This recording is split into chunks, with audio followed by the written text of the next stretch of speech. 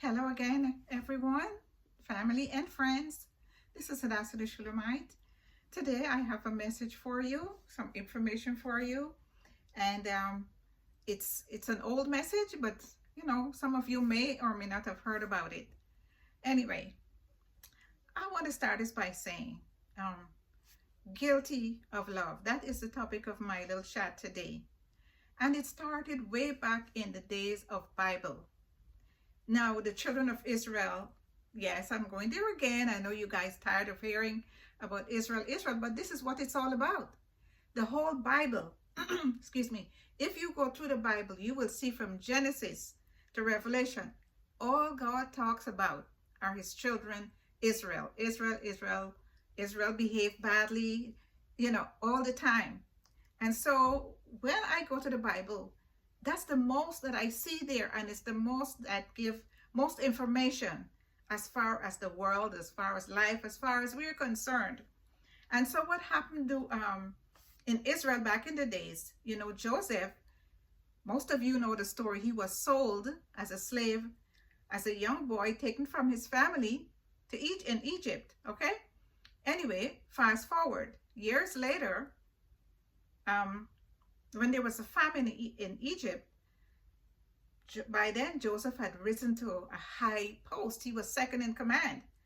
And he sent for his father and all his brothers, even those that did him wrong, which is what God told us to do. Excuse me. He said that we should forgive our brothers. All right, meaning brothers as well as sisters and, all our family to forgive. And so they came. He sent for his father because he wanted to see his father especially so bad, and his younger brother, because the two of them, Joseph and Benjamin, were the children of the woman that Jacob loved above all the other women, especially his first wife, Leah, Rachel's sister. Anyway, that's beside the point. So anyway, when they came down to Egypt, God was with Israel. He has always been. And so after a while, 70 of them came down from Canaan, mind you. And after a while, they progressed so much, they multiplied, and they were, everything was looking so good. They prospered because God was with them. After a while, years, the Bible didn't say exactly how many years, but I would say maybe 40, 50 years later, after Joseph and all his brethren had died, that this is a new generation and a new king. And he called his counselors together. He said, you know what? These people are getting too big. There are too many of them. They're going to overpower us. Let's do something about this. And that is where this whole slavery idea began. All right. Fast forward down to, I would say, in between, there was a whole lot of stuff. It will take me, well, not me, because I'm not that versed, but it'll take years and years and years to go through, well, a long time, a very long time, to go through the whole Bible and to go through that story. Okay? And so years later, in the 1800s, this young man, okay, was in the elevator. And, I tend to believe that this was an accident, because when you know that your life is in danger for as much as looking at a so-called white woman, a Caucasian woman, your life is in danger. But, we've seen it many times before, where Caucasian women scream out and say that they're being attacked. Remember when that woman said that a black woman killed her children? It's not the first time. It has always been that way. So I tend to believe that someone had said that the elevator, and I'm pretty sure back then the elevators weren't as, quiet and as efficient as they are today. And apparently someone suggested then that the elevator may have shook and he may have slid and, fell against her. And of course she screamed to the top of her voice, "How dare you? How dare you fall on a Caucasian woman?" And of course she made a great tumult, and everybody came out of the the white supremacists and the KKK and everybody came out, and they were after this young man. So he was arrested, you know, to see what happened, really happened. They didn't want just to go through the whole thing, you know, just give him to us. Let's lynch him. Okay, make a long story short, that is what they did. And that was not all. They went and they tore down what we call today, and this happened in 1921 in Tulsa, Oklahoma. They tore down the whole city. They bombed. Now tell me, what private people can get in airplanes and bomb a whole city without the permission of the authorities? You see, my point is, my dear family and friends, things have not changed. It may not be done in exactly the same way, but the way it has always been about the children of Israel, we have always been a prime target because of who God created us to be. And you know what? Don't be amazed, those of you who understand who you are, because the Bible did say that these are the things will happen to us. Then we go to another situation in Louisiana, in a place called Opelousas in Louisiana. And this young man, Emerson Bentley, he was teaching, and he thought he will tell the pupils, his pupils, students, that, well, in other words, he was teaching that voting should be the right of everyone, as well as education. Oh, why did he say that? Why did he say that? Believe it or not, when I tell you, check your history, that they beat him so badly, and you know what happened, but it turned into a riot, and the same thing happened again. Over 300 people were killed, businesses were destroyed, and things like that. So I've always said this. The spirits that lead people to do these awful things, they did not die after a while. They got old and gray hair, and they couldn't walk anymore, so they died. No, I'm here to tell you that they're alive and well, and that spirit prevails in some people. Because I remember, I don't know if you guys saw, years ago, this young man was in the park. He was bird watching, so to speak. There might be another sophisticated name for it, but that's what he was doing. And this woman was there with her dog, and he spoke with her, and he said, you shouldn't have your dog loose in this place or whatnot. And she started screaming, oh, he's attacking me, and blah, blah, blah, blah. This is a spirit, and this spirit was taught to these people. And there's many people today, you understand, who are there because they were taught by their parents that this is how they should behave. Regardless of the times in which we are living, there's stories being told, there's television, there's social media, where you understand things in a different way. But still, it happens. It hasn't stopped. Talking about this situation in Tulsa, the story said that the KKK were out there, like, just roaming up and down the streets, just, like ravenous wolves looking for our people. I'm saying all this to say that, we do not want this. We do not want this for our people. We do not want you to go out there and do this sort of thing. That's not who we are. Okay?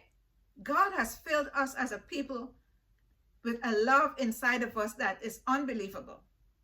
But it's believable because we got it from him. But the thing of it is, I've always encouraged us to be aware. Be kind, but be aware. And I would encourage you also, so I always talk about reading the Bible and praying every day. Please continue to do that. But I'm going to encourage you to go on YouTube and especially YouTube. You will find a whole lot of stuff, what is happening, because our situation, for the most part, it does not get on the news, unless it's something terrible, if our people do anything wrong, or you'll see it all over the news. When Kendrick Johnson's body was found wrapped in a rug in the school, his organs missing, I did not see that on the regular news. But I see this young lady was in not the Bahamas. I can't remember, one of those islands, and she's gone missing, and it's all over the news. I think like 3 or 4 days in a row. Our people, we get a coverage 1, maybe 2 days, and that's it. I want you to understand the dichotomy of our people. Look at it. It's there in our face all the time, unless you decide to ignore it. So we have to act differently.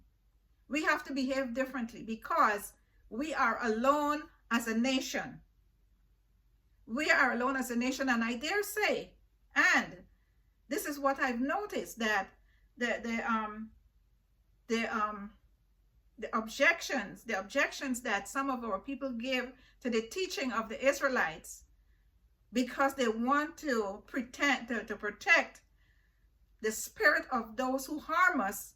If they would use that same energy to defend our people, we'd be okay.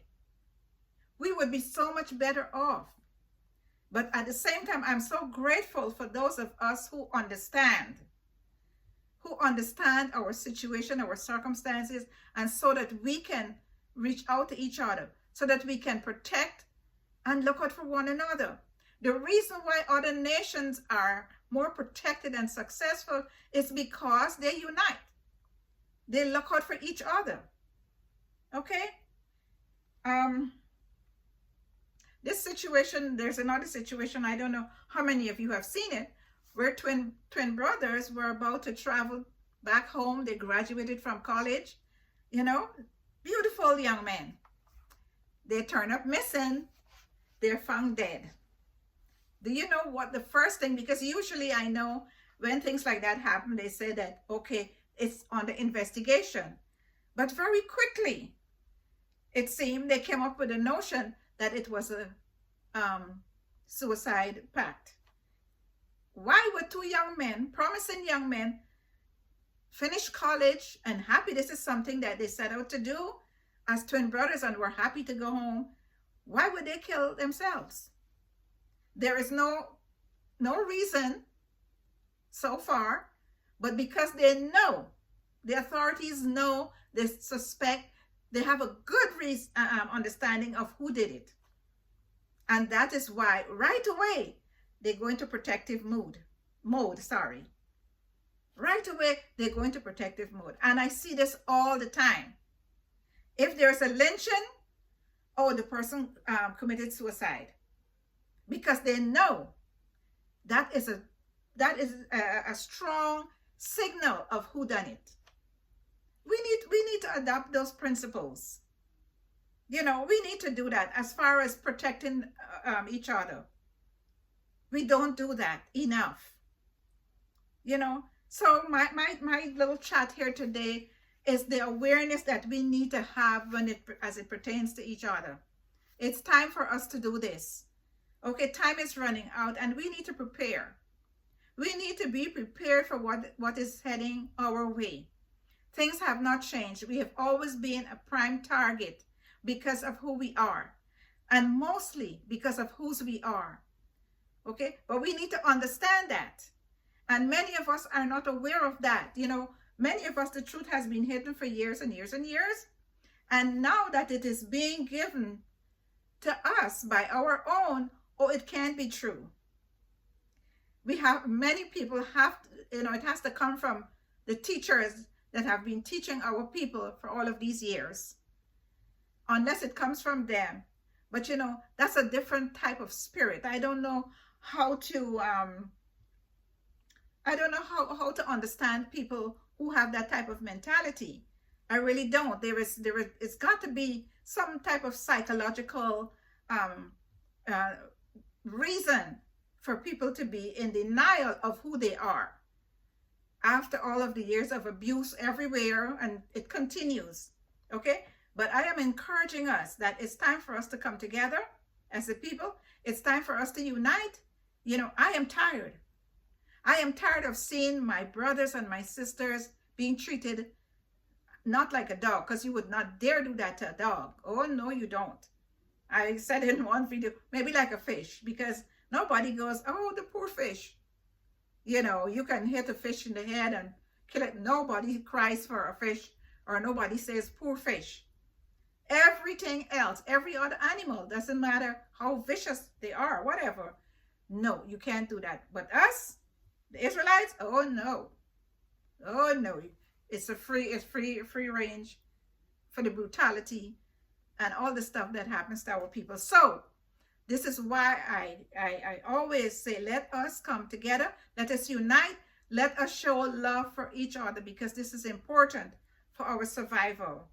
All right? I do know and I understand that our survival is strictly based on our Creator and His love for us. He has promised that He will deliver us. And while we wait for that deliverance, let us help each other. Let's love one another. Unite, unite, unite. Like I've always said, read your Bible. Read your Bible. It's our story. It was hidden for many years, but now we have it. You can have all the books, all 80 books. You can have it, called the Apocrypha. You can order your Bible with the Apocrypha, and like I always encourage you to do, always the old King James Version, not the New International Version and all of these hundreds of versions. Please, everybody has a version.